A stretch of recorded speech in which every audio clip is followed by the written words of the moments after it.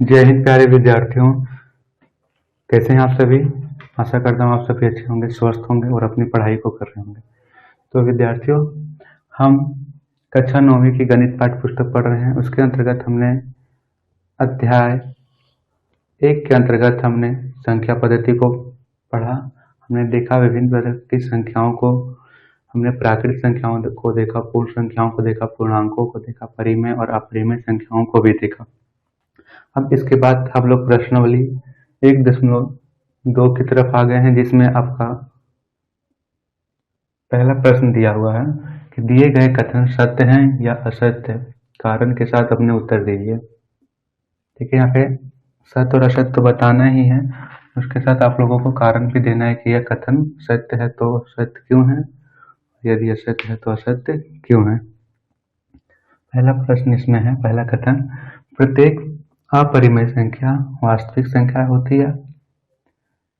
तो देखिए यहाँ पे है कि वास्तविक संख्या में सभी प्रकार की संख्याओं को सम्मिलित किया जाता है, चाहे वो अपरिमेय हो, परिमेय हो, प्राकृत हो, पूर्णांक हो, जितने भी प्रकार की संख्याएं होती हैं सभी प्रकार की संख्याओं को वास्तविक संख्या में सम्मिलित किया जाएगा। तो इसका आंसर क्या होगा कि सत्य सत्य सत्य सभी अपरिमेय संख्या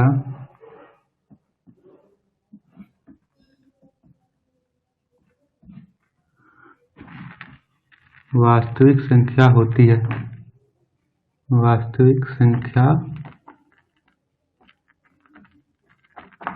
होती है। ठीक है, अब दूसरा प्रश्न कह रहा है, संख्या रेखा का प्रत्येक बिंदु रूट m के रूप में होता है, जहां m एक प्राकृत संख्या है। यहाँ जो कथन कह रहा है कि m एक प्राकृत संख्या है। अब हम लोग सबसे पहले संख्या रेखा को ड्रॉ कर लेते हैं, फिर देखते हैं। ये देखिए मैंने संख्या रेखा को ड्रॉ कर लिया। यहाँ पे है 0, 1, 2, 3, 4 और यहाँ 5।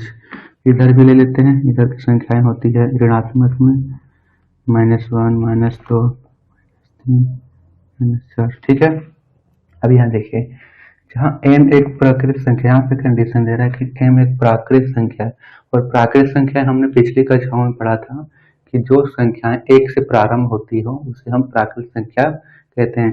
लेकिन संख्या रेखा पर तो संख्याएं 0 से प्राप्त हो रही है, और 0 क्या है, एक पूर्ण संख्या है। 0 के अलावा यहाँ पे जो संख्याएं वो ऋणात्मक में भी दी हुई है, और जो ऋणात्मक में संख्याएं दी होती है वो संख्या प्राकृत संख्या नहीं कहलाती है। अर्थात संख्या रेखा पर प्राकृत संख्याओं के अलावा ऋणात्मक संख्या पूर्णांक भी शामिल होते हैं, इसलिए ये जो कथन कह रहा है वो कथन असत्य है। इसको लिखिएगा असत्य, क्योंकि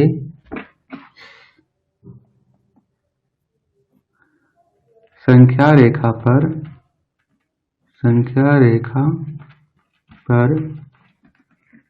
ऋणात्मक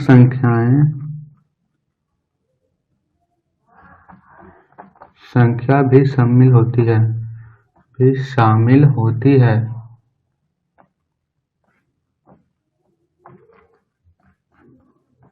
जो कि प्राकृत नहीं है,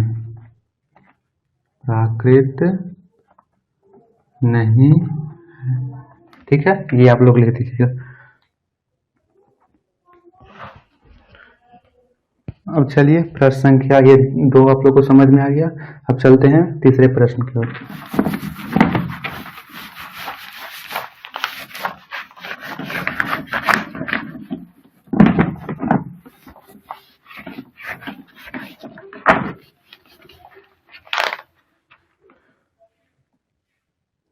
तो तीसरे प्रश्न की ओर चलते हैं। तीसरा प्रश्न कह रहा है, प्रत्येक वास्तविक संख्या एक अपरिमेय संख्या है।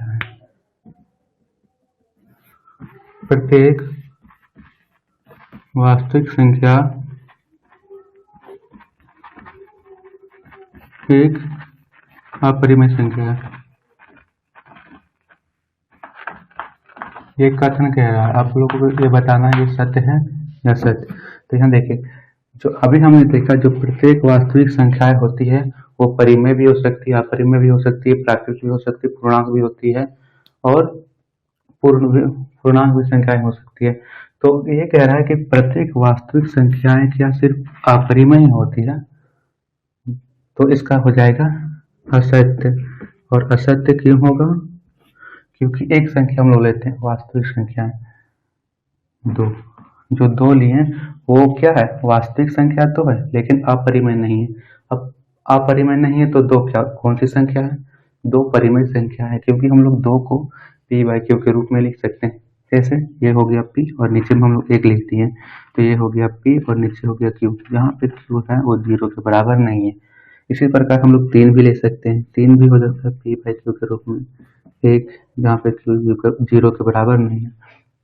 तो 2, 3, 4, 5 ये सब क्या है? परिमेय संख्या है। और ये परिमेय संख्या है और ये सभी वास्तविक संख्याएं भी है। तो वास्तविक संख्याओं में परिमेय अपरिमेय संख्याओं दोनों को सम्मिलित किया जाए। अब ये नहीं कहा जाएगा कि जो प्रत्येक अपरिमेय संख्या है वो, देखिए कह रहा है प्रत्येक वास्तविक संख्या है वो अपरिमेय, यानी कि अपरिमेय संख्याओं के अंतर्गत वास्तविक संख्याओं को घुसा रहा है। इसके अंदर कह रहा है कि नहीं, कि जो जितनी भी अपरिमेय संख्या है वो सभी वास्तविक ही हैं। तो ये क्या है? ये सही है, प्रत्येक अपरिमेय संख्या वास्तविक ही है। इधर से बोलेगा ये केस तो ये सही है, लेकिन बोलेगा प्रत्येक वास्तविक संख्या अपरिमेय है तो ये कथन गलत है। ठीक है, प्रत्येक वास्तविक संख्या अपरिमेय संख्याएं नहीं हो सकती।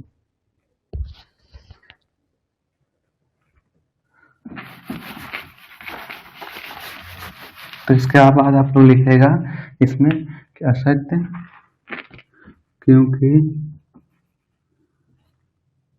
वास्तविक संख्या में परिमेय संख्याओं को भी सम्मिलित किया जाता है, को भी सम्मिलित या फिर शामिल किया जाता है। जैसे 2, 3, 4, 5 ये सभी परिमेय संख्या है, पी बाई क्यू के रूप में लिख सकते हैं। और ये सभी क्या है? अपरिमेय संख्याएं नहीं है, वास्तविक भी है और ये परिमेय संख्याएं।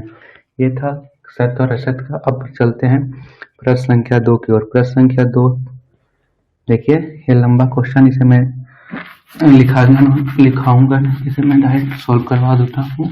आप सभी प्रश्न पढ़ लीजिए क्या कह रहा है।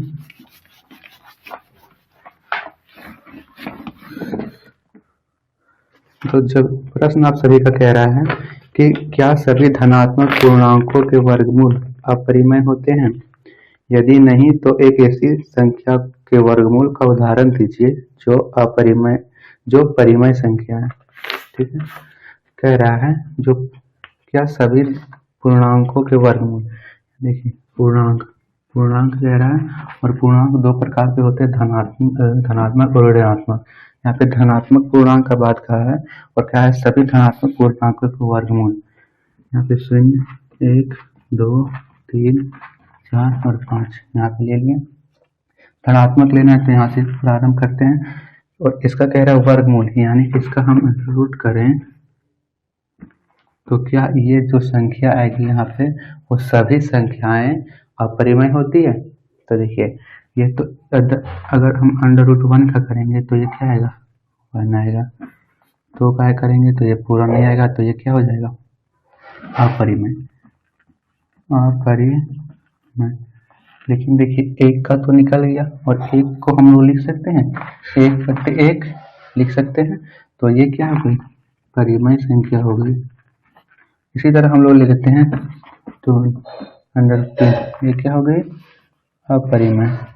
लेकिन इसके आगे हम लोग लेते हैं 4, तो 4 को हम लोग लिख सकते हैं 2 × 2 अर्थात 1, 2 निकल जाएगा, तो 2 जो है वो क्या है? परिमेय संख्या। अर्थात इस कथन के इस स्पष्टीकरण से हम लोग समझ सकते हैं कि प्रत्येक जो पूर्णांक होता है, धनात्मक पूर्णांकों के वर्गमूल अपरिमेय के साथ साथ परिमेय भी हो सकते हैं। अर्थात ये कथन जो दूसरा है वो असत्य है, क्योंकि जो इसके धनात्मक पूर्णांकों के वर्गमूल है वो क्या है, अपरिमेय भी है और परिमेय भी है, परिमेय भी सम्मिलित है, इसीलिए ये जो है कथन असत्य है। उदाहरण में आप लोग देखिएगा,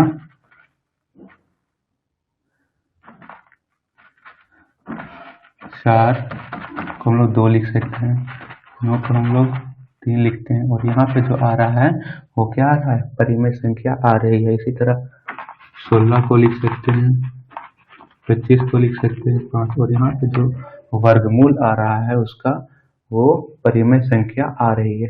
ठीक है, अब हम लोग चलते हैं प्रश्न संख्या 3 की ओर। ये सभी आप लोगों को समझ में आ रहे हैं? और अच्छा से समझ में आ रहा होगा तो वीडियो को लाइक जरूर कीजिएगा, चैनल को सब्सक्राइब भी कीजिएगा। इस चैनल पर आप सभी को सभी कक्षाएं विषयवार प्रोवाइड की जा रही है। तो तीसरा प्रश्न आपके सामने है, बोर्ड को अच्छे से क्लीन कर लेता हूँ तो प्रश्न आपको अच्छे से नजर आएगा। प्रश्न संख्या 3 है,